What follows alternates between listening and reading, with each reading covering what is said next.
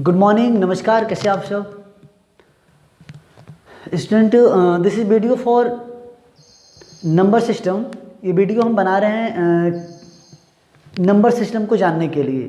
अब इस वीडियो को क्लास 9th के भी लोग देख सकते हैं, 10th के भी, 11th के भी, 12th के भी, जिसको नंबर सिस्टम के बारे में जानना है, समझना है, या फिर आप कोई कंपटीशन एग्जाम दे रहे हैं तो बिल्कुल वहाँ से देख सकते हैं। तो नंबर सिस्टम क्या होता है? देखिए, नंबर सिस्टम में हम लोग नंबर को अरेंज करते हैं, नंबर को कैटेगराइज करते हैं। ठीक, तो देखिए हम लिखते हैं, यहाँ पे लिखते हैं नंबर सिस्टम।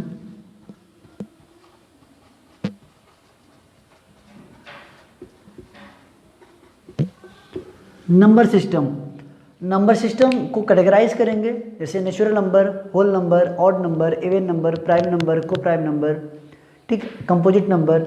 इन सभी नंबर के बारे में आज हम लोग पढ़ लेते हैं, ठीक है। और इसकी वो सब कैटेगरी होती हैं। तो पहला हम लोग पढ़ लेते हैं नेचुरल नंबर। नेचुरल नंबर क्या होता है? अब देखिए, डिफिनीशन कई टाइप से दी रहती है बुक में, आप जानते भी होंगे कि यहाँ जो हम बता रहे हो सकता है वो भी आप जान रहे होंगे। लेकिन देखिए, नंबर सिस्टम क्या होता है? नेचुरल नंबर कॉम्बिनेशन, ऐसे हम बोल सकते हैं कि all counting numbers are called natural number, या फिर a number which is start from 1 to so on infinite, it's called a natural number. ठीक है, तो जितने काउंटिंग नंबर होते हैं उन सभी को नेचुरल नंबर कहते हैं। जैसे 1 2 3 4 5 6 and dot dot so on. ये सभी हमारे कैसे हैं? नेचुरल नंबर्स हैं, यानी इन सभी नंबर को हम काउंट कर सकते हैं। ठीक, जैसे ये मार्कर है, कितने मार्कर है? 1 मार्कर। बाकी ये दोनों कितने हैं? 2 मार्कर। ठीक, और भी कुछ ले लेंगे तो मिला के 3 हो जाएंगे, ठीक ना। उन सभी नंबर को हम काउंट करते हैं। सेकंड नंबर आता है होल नंबर। अच्छा, नेचुरल नंबर को देखिए कैपिटल एन से डिनोट करते हैं, होल नंबर को हम लोग डब्ल्यू से डिनोट करते हैं। ठीक, अच्छा, होल नंबर क्या होता है? होल नंबर ऐसे हम डिफिनीशन अगर लिखना चाहेंगे तो छोटी सी लिख सकते हैं कि all counting numbers including zero, या which number is start from 0 to infinite, it's called a whole number. तो यहाँ लिख सकते हैं हम लोग 0 से स्टार्ट करेंगे, यानी 0 1 2 3 4 5 and dot dot so one. हमारा कैसा है? होल नंबर्स हैं। नेक्स्ट, इसके बाद हम लोग चले आते हैं, देखते हैं इवन नंबर और प्राइम नंबर। इन्हीं दोनों में से निकलते हैं हमारे इवन नंबर और प्राइम नंबर। तो यहाँ देखिए इवन नंबर क्या होता है? इवन नंबर यानी कहेंगे which number is divisible by 2, which number is completely divisible by 2 and getting whole number, यानी ऐसा नंबर जिसको हम 2 से डिवाइड करें वो कंप्लीट डिवाइड हो जाए। या फिर ऐसा करें कि जो रिजल्टेंट उसका आता है 2 से डिवाइड करने के बाद वो कितने में आए? होल नंबर में आए, उसे हम क्या बोलेंगे? Even number. लाइक दिस, यहाँ पे हम लिखते हैं कितना? 2 4 6 8 10 एंड सो ऑन। देखिए, इन सभी नंबर को हम 2 से डिवाइड करेंगे तो हमारा क्या मिलेगा? होल नंबर आ जाएंगे। यानी इसे डिवाइड करेंगे अगर हम लोग तो क्या कंप्लीटली 2 से डिविजिबल होता है।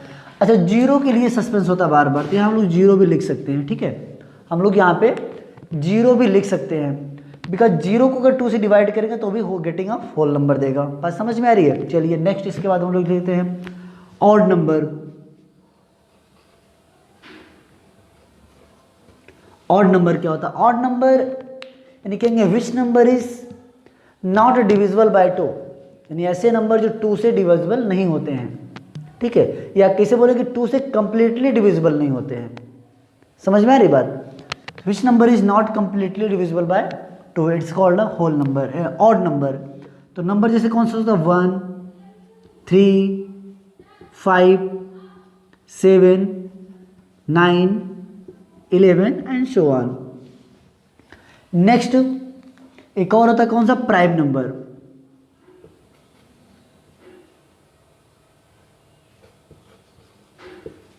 Prime number, what is prime number?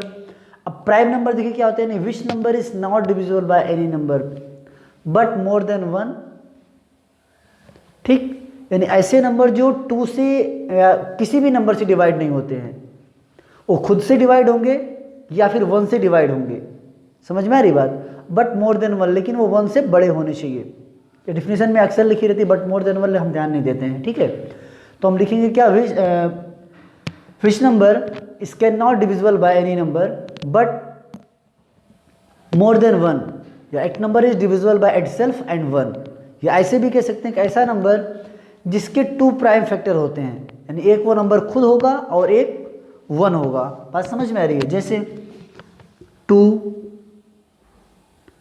3, 5, 7, 11 dot dot and so on, it's called a prime number. यानी हमने क्या कहा कि प्राइम नंबर ऐसे नंबर होते हैं जो खुद से डिवाइड होते हैं या फिर 1 से डिवाइड होते हैं, या फिर उनके फैक्टर 2 होते हैं, ओनली 2 होंगे। जैसे यहाँ हम देखेंगे 2 के फैक्टर कितने हैं, तो 2 के फैक्टर देखिए होते हैं, 1 होगा एक खुद 2 होगा। बात समझ में आ रही है? 3 को लिए देखें, 3 का फैक्टर 1 होगा या फिर 3 होगा। बात समझ में आ रही है? चलिए 5 को देखिए ऐसी, 5 के पास भी 2 फैक्टर होगा, एक 5 होगा और एक खुद एक 1 होगा और दूसरा एक 5 होगा। बात समझ में आ रही है? यानी ऐसे नंबर जिसके केवल 2 ही फैक्टर हों, या फिर ऐसा नंबर जो खुद से डिवाइड होता है या फिर 1 से डिवाइड होता है, उसे बोलते हैं हम लोग हैं प्राइम नंबर। बात समझ में आ रही है? चलिए नेक्स्ट, अब इसी से हम देख लेते हैं को प्राइम नंबर।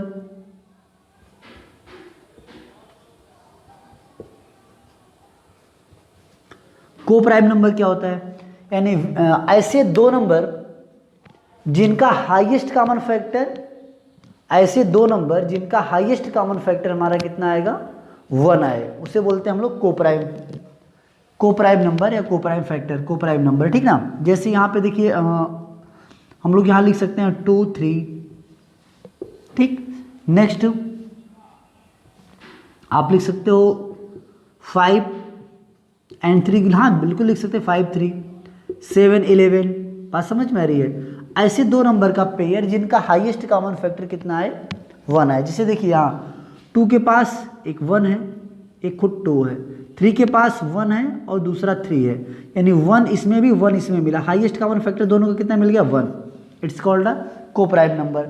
5, 3 में देखिए 5 के पास 1, 5 के पास 5, 3 के पास 1 एंड 3 के पास 3, यानी इसके पास कितने, यही हाईएस्ट कॉमन फैक्टर कितना आया, 2 है, यानी दोनों में जो कॉमन है वो कितना है, 2 है। वैसे इसमें भी 7 में भी 7 के पास 1 मिलेगा और 7 मिलेगा, 11 के पास 1 मिलेगा और 11 मिलेगा खुद। बात समझ में आ रही है? इस हमारे कैसे हैं, को प्राइम नंबर, यानी को प्राइम फैक्टर कह सकते हैं इसको हम। दूसरा, और ऐसे फैक्टर और भी हम लिख सकते हैं यहाँ पे।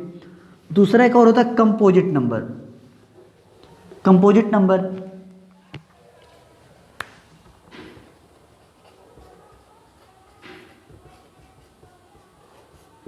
अब देख कंपोजिट नंबर क्या होगा, यानी ऐसा नंबर जिसके 2 से ज़्यादा फैक्टर हों, यानी which number is more than 2 factor, it's called a composite number. यानी ऐसा नंबर जिसके पास 2 से ज़्यादा फैक्टर हों, जैसे 2 तो हो नहीं सकता, 2 के पास 2 ही फैक्टर होते हैं, 1 और 2, 3 भी नहीं हो सकता, उसके पास भी 2 ही फैक्टर होंगे, एक 1 और एक 3, 4 हो सकता हमारा। ठीक ना? कौन सा? 4 हो सकता। 4 के पास हमारे पास कितने फैक्टर है, 3 फैक्टर। देखिए एक 1 है, एक 2 है और दूसरा क्या हमारा है, खुद 4 है। नेक्स्ट 6 भी हमारा हो सकता है, 6 के बाद 8, 9 भी, 9 के पास भी देखिए 2 से ज़्यादा फैक्टर है। अगर आप देखेंगे तो 6 के पास कौन कौन से फैक्टर होंगे, एक 1 मिलेगा, 2 मिलेगा, 3 मिलेगा और एक 6 मिलेंगे। देखिए इसके पास तो 4 फैक्टर हो गए। 8 के पास वैसे 9 के पास देखिए 9 के पास एक 1 मिलेगा, एक 3 मिलेगा और एक खुद 9 मिल जाएगा। बात समझ में आ रही है? 1, 3 और 9, यानी 9 भी हमारा कैसा है, कंपोजिट नंबर है। इतनी बातें समझ में आ गई होंगी आपको। चलिए हम इरेज कर देते हैं और आगे चलते हैं। इसको इरेज कर दें हम, आप स्क्रीनशॉट लेना चाहें तो इसको ले सकते हैं, इसका स्क्रीनशॉट ले सकते हैं। अब देखिए आगे हम लोग आ जाते हैं, इंटीजर पढ़ते हैं। इंटीजर क्या होता है, रेशनल नंबर क्या होते हैं, इरेशनल नंबर क्या होता है, फिर रियल नंबर से क्या होते हैं, ये सभी हम लोग आज पढ़ लेते हैं। ठीक है, तो चलिए देखिए इसके बाद हम लोग पढ़ लेते हैं इंटीजर। क्या पढ़ेंगे, इंटीजर।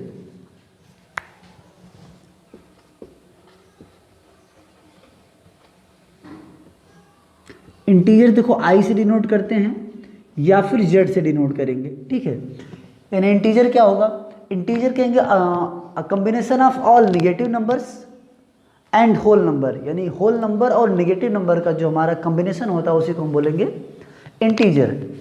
देखिए ये क्या होगा हमारा, लिख लेते हैं यहाँ पे, जैसे माइनस करके लिखिए, माइनस इन्फिनाइट आप लिख सकते हो, -2, -3, -2, फिर -1, 0, 1, 2, 3 डॉट डॉट इन्फिनाइट तक। यानी यहाँ पे देखिए यहाँ से लेकर यहाँ तक ये हमारा कैसा है, निगेटिव नंबर, निगेटिव इंटीजर। ठीक, आगे देखिए, फिर ये हमारा क्या है, zero. Zero is a zero integer. Zero क्या है, जीरो इंटीजर है। और 1 से लेकर इधर इसको हम क्या बोलेंगे, आप नेचुरल नंबर भी बोल सकते हो, पॉजिटिव नंबर भी बोल सकते हैं, यहाँ हम लोग पॉजिटिव नंबर लेंगे, ठीक ना। पॉजिटिव नंबर से पॉजिटिव इंटीजर कहेंगे, इंटीजर पढ़ते इंटीजर कहेंगे, ठीक ना। बात समझ में आई। यानी हम लोग क्या करें, इंटीजर को हम लोग कैपिटल आई या फिर जेड से डिनोट करते हैं, और हमारा ये होता है combination of all negative numbers and whole number. क्योंकि देखिए यहाँ से ये नंबर जो नेगेटिव यानी माइनस इनफाइनाइट से लेके -1 तक है, इसको नेगेटिव नंबर कहेंगे। और जीरो हमारा जो है, जीरो से लेके आगे के जो नंबर्स हैं इसे हम होल नंबर कहते हैं। तो कह सकते हैं whole number and negative numbers, इन दोनों के जो कॉम्बिनेशन होगा इसे हम क्या बोलेंगे, इंटीजर कहेंगे। बात समझ में आ रही है। चलिए अब आगे देख लेते हैं रेशनल नंबर।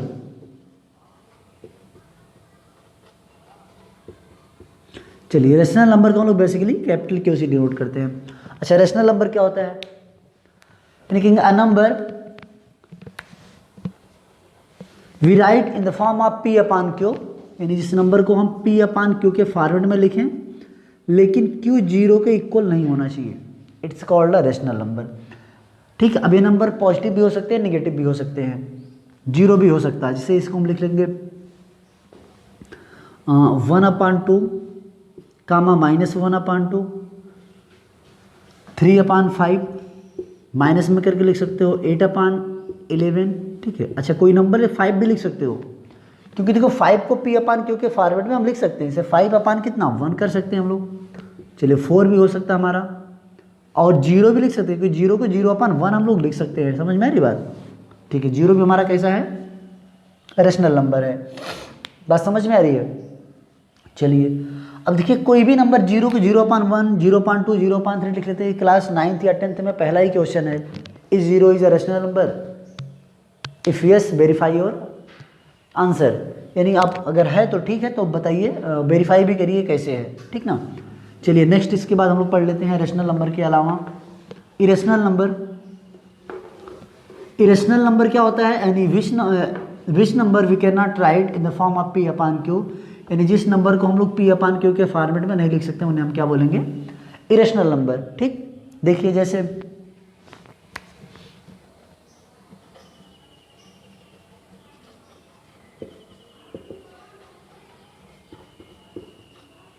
अच्छा, इरेशनल नंबर को ही क्यू से या क्यू माइनस से आप करके डिनोट कर सकते हैं, ठीक ना। वैसे बेसिकली इसका कोई सिंबल नहीं है, इरेशनल को हम इरेशनल नहीं लिखते हैं। बात समझ में आ रही है। चलिए तो सिंबल हम नाम नहीं देते इसका, रेशनल इरेशनल तो क्यू माइनस क्यू करके आप लिख सकते हो, लेकिन वो रेशनल के लिए रहता है। यहाँ पे देखते हैं इरेशनल नंबर क्या होता है। इरेशनल नंबर यानी which number we can not write in the form of P upon Q, जिसको आप पी अपान क्यू के फॉर्मेट में आप नहीं लिख सकते हो, उसे हम क्या बोलते हैं, इरेशनल नंबर। यानी ये नंबर होते हैं नॉन टर्मिनेटिंग टाइप के। ठीक, जैसे √3, एग्जाम्पल में आप लिख लीजिए √3, √2, √5। अच्छा एक नंबर और भी है पाई, अभी पाई के बारे में आपको बता देंगे। पाई एक और भी होता है ई। बात समझ में आ रही है। चलिए आप जी भी लिख सकते हो, ठीक ना। लेकिन चलिए ये सारे नंबर्स हमारे कैसे हैं, इरेशनल नंबर। अब देखिए √3 की वैल्यू अगर आप निकालेंगे ना, तो आपको डिवाइड मेथड से करना आता होगा कि √3 अगर है इस तरह से है तो √3 का चलिए एलसीएम ले लीजिए, इसको रूट में कन्वर्ट करते कितना आता है देखिए, तो यहाँ से 1 टाइम जाता है, ठीक है। तो 1 1 जा कितना होगा 1, 3 - 1 होता है 2, फिर यहाँ पे 1 ऐड करते हैं, यहाँ बचता है 2, ठीक ना। फिर इसके बाद अब यहाँ पे हम लोग पेयर उतारेंगे, 00 पॉइंट लगा दिए, 200 हो गया। अब यहाँ ले जाएंगे 27, 7 टाइम लेके जाएंगे, यहाँ 7 आएगा, ठीक ना। यानी आपको पता है 1.732 एंड समथिंग और करके वैल्यू भी इसकी आती है, ठीक ना। तो यदि कटेगा नहीं, ऐसे कटते जाएंगे तो यहाँ पर कुछ नंबर्स आते जाते हैं हमारे, यानी सबको हम क्या बोलेंगे, जब तक यहाँ नंबर का द एंड नहीं होता है उस तब तक वो रेशनल नंबर में नहीं आएगा, ठीक। यानी इसको हम लोग अगर सॉल्व करेंगे तो 1.732 और ऐसे करके आते चली जाती है वैल्यू, ठीक ना। यानी जब यहाँ पे कोई नंबर खत्म हो जाएगा, ऐसे कैलकुलेशन किए, यहाँ जीरो आ गया और डिवाइड पूरी तरह से हो गया तो उसे बोलेंगे रेशनल। लेकिन जो डिवाइड नहीं होता है उसे बोलेंगे इरेशनल नंबर, ठीक ना। क्योंकि अगर कोई ऐसा नंबर है जिसका द एंड ही नहीं हो रहा, उसको हम कैसे फॉर्म में कर पाएंगे पी अपन के, ठीक। नेक्स्ट इसके बाद थोड़ा पाई के बारे में बात कर लेते हैं हम लोग। व्हाट इज अ पाई, ठीक ना। तो पाई क्या है, देखिए पाई की वैल्यू बेसिकली हम लोग एरिया वगैरह नहीं, जैसे सर्कल की अगर आपको पेरीमीटर निकालना हो, पेरीमीटर ऑफ सर्कल, तो क्या लिखते हैं, पेरीमीटर को सर्कमफ्रेंस भी बोलते हैं आप, ठीक ना। तो सर्कमफ्रेंस ऑफ सर्कल क्या होगा 2πr, या एरिया निकालते हैं तो क्या होता है πr स्क्वायर। अच्छा ये पाई है क्या चीज़, बार बार आता है कि पाई की वैल्यू भी हमें कहते हैं कि पाई की वैल्यू जो हमारी होती है वो 22/7 होती है। तो जब 22/7 होती तब तो इसको रेशनल होना चाहिए था, लेकिन देखिए पाई की एग्जैक्ट वैल्यू नहीं है, ठीक है। इसकी वैल्यू जब डिवाइड करते हैं हम आती है 3.1 और 3.142 ऐसे 59 ऐसे कुछ करके आती समथिंग, ठीक ना। तो और भी आगे आती वैल्यू, ये मतलब पूरी तरह से डिवाइड नहीं होती है, ये टर्मिनेटिंग भी नहीं है, ये नॉन टर्मिनेटिंग है। तो पाई आए कैसा ना, देखिए ये बहुत पहले की बात है, लगभग BC के पहले की बात है। कुछ लोग थे गांव के लोग, जब गाड़ियाँ नहीं हुआ करती थी तो वो सामान को अपनी एक जगह से दूसरी जगह लेके जाने के लिए उन्हें ले जाने में बहुत दिक्कत होती थी। तो करते क्या थे, उन्होंने क्या किया, एक गाड़ी बना लिया और उसमें एक चक्का बना लिया, ठीक ना। जैसे अभी तो गोल गोल बनता, पहले गोल नहीं हुआ करता था, ठीक ना, क्योंकि कोई मेजरमेंट भी नहीं था किस तरह से गोल किया जाएगा या किस रेशियो में गोल किया जाए तो चीज़ें गोल होंगी, तो पता नहीं था लोगों को।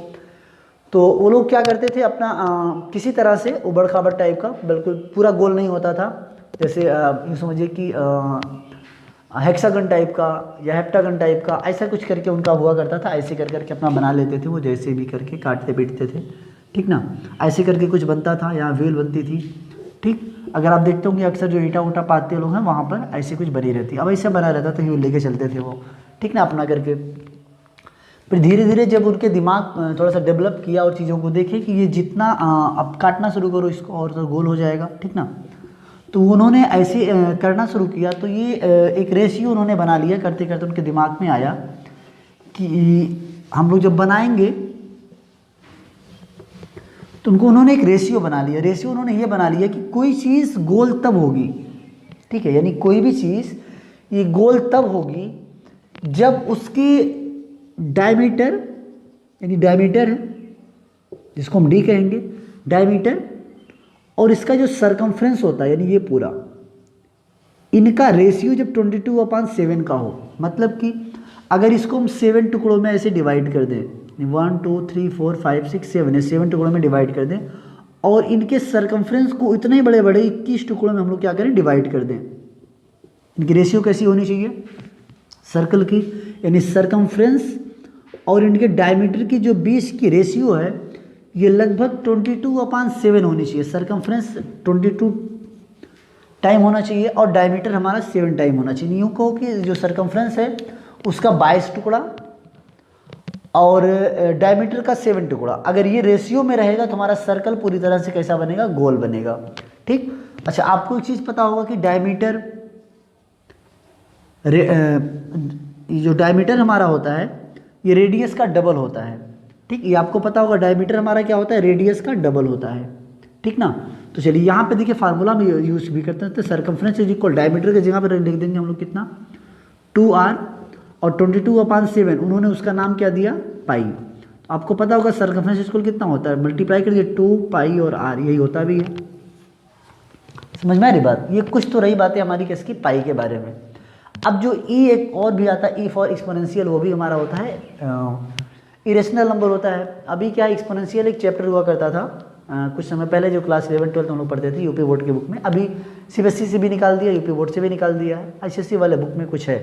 तो ई की जो वैल्यू होती है ना वो हमारी होती है कितनी, ये ग्रेटर देन 2 होती है, 2 से बड़ी होगी, लेकिन ई की वैल्यू हमारी 3 से छोटी होती है, यानी इन दोनों के बीच में होती है, और ये भी नॉन टर्मिनेटिंग ही है, ठीक ना। यानी इसको भी हम पी अपान क्यू के फॉर्मेट में नहीं लिख पाते हैं। बात समझ में आई? तो हमारी रही छोटी सी क्लास, एक हमने आपको समझाने की प्रयास किया है कि नंबर सिस्टम से क्या होते हैं। ठीक है, तो आई होप कि आपको समझ में आया होगा, और आपको अगर पसंद आएगा तो वीडियो को लाइक करिएगा, सब्सक्राइब करिएगा और अपने दोस्तों में शेयर करिएगा। जय हिंद।